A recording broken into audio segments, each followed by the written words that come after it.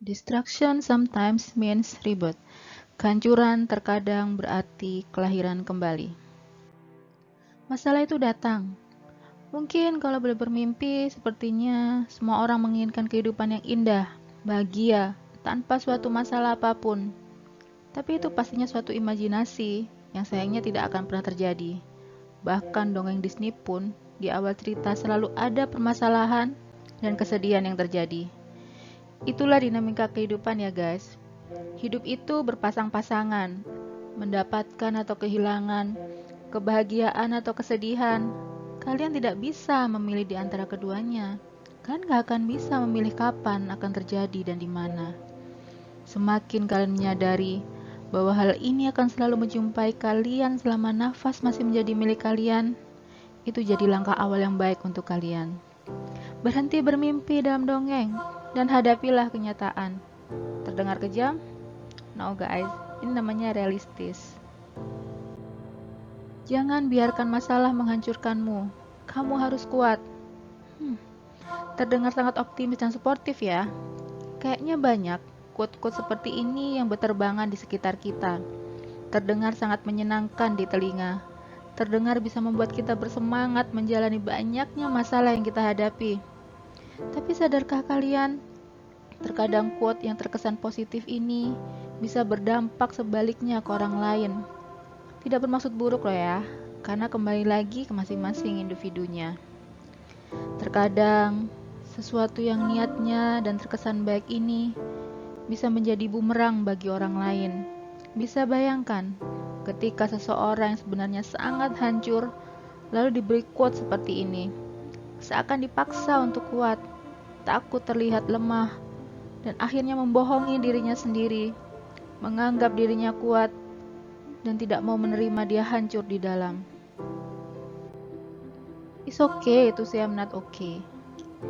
Berhenti berpura-pura, berhenti membohongi dirimu, berhenti bertindak karena khawatir dengan penilaian orang lain, berhenti takut dibilang lemah, kurang beriman, kurang dekat dengan Tuhan, berhenti menilai buruk dan memperlakukan dirimu semena-mena hanya untuk mendapatkan pengakuan dari orang lain. Orang lain gak akan ngerti yang kau rasain. Pada akhirnya, hanya kamu sendiri yang harus menghadapinya. So, mulailah berpikir dan bertindak untuk menjadi, menerima, dan mengakui dirimu. Hormati dirimu dan perasaanmu. It's okay to say I'm not okay. It's okay to admit I'm not okay. Terima dirimu yang saat ini sedang tidak baik-baik saja. Aku menangis, aku hancur, aku berantakan, aku mengacaukan segalanya. Terima kasih. Berterima kasihlah pada dirimu. Kamu sudah sangat berani mengaku pada dirimu. Kamu sudah sangat berani mengatakan hal ini pada dirimu. Orang yang paling kuat adalah orang yang berani mengakui kelemahan dirinya, memeluk dirinya dengan segala kekurangan dan kelemahannya. Menangislah.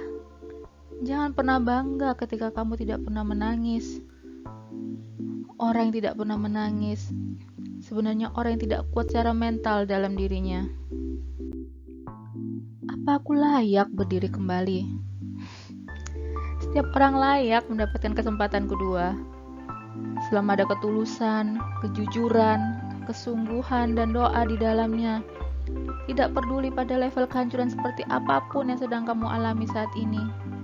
Tidak peduli seberapa buruk kondisimu saat ini. Tidak peduli bagaimana pandangan dan pendapat orang lain tentangmu saat ini. Semua itu gak penting. Karena yang terpenting adalah ketika sudah terbersit di benakmu untuk menyadari kehancuranmu, keinginan, dan tindakan untuk kembali berdiri, maka Tuhan sudah ikut andil dalam dirimu saat ini. Tuhan telah percaya akan kemampuan dirimu untuk bangkit. Ingatlah, yang terpenting bukan bagaimana orang lain memandangmu, tapi bagaimana Tuhan dan dirimu sendiri memandang dirimu saat ini. Belajar dari pengalaman. Bukankah pelajaran paling berharga di dunia adalah pengalaman? Pengalamanlah yang akan mengajarkanmu banyak hal. Pengalamanlah yang akan memberikanmu sekolah gratis tentang kehidupan. Dari pengalaman, kamu akan belajar segala macam kesalahan, segala macam keputusan buruk, belajar bagaimana rasanya kehilangan, bagaimana rasanya hancur, bagaimana rasanya dianggap buruk oleh orang-orang sekitarmu, bagaimana rasanya dianggap tidak eksis oleh sebagian orang, bagaimana rasanya diremehkan, bagaimana rasanya dihakimi. Rebirth. Tapi dari pengalamanlah kamu akan menemukan dirimu yang baru, dirimu yang sedang berusaha mengobati luka di sekujur tubuhmu, dirimu yang akhirnya menemukan jalanmu yang baru, dirimu yang akhirnya menemukan kembali Tuhan. Orang dengan banyak cerita tragis dalam hidupnya dan berhasil meraih jalannya kembali ke Tuhan dan menemukan dirinya yang baru akan menjadi orang yang nantinya lebih bijak, lebih banyak memberi, lebih banyak mendengar, tidak mudah menghakimi orang lain, dan lebih banyak bersyukur. Jangan melihat dirimu yang sedang hancur saat ini. Lihatlah dirimu beberapa tahun mendatang. Bermimpilah dan berusahalah mewujudkan kelahiran dirimu yang baru. Mengakulah, terimalah, menangislah atas kehancuranmu, lalu tersenyumlah, bahagialah, dan syukurilah kelahiranmu kembali setelah kehancuranmu.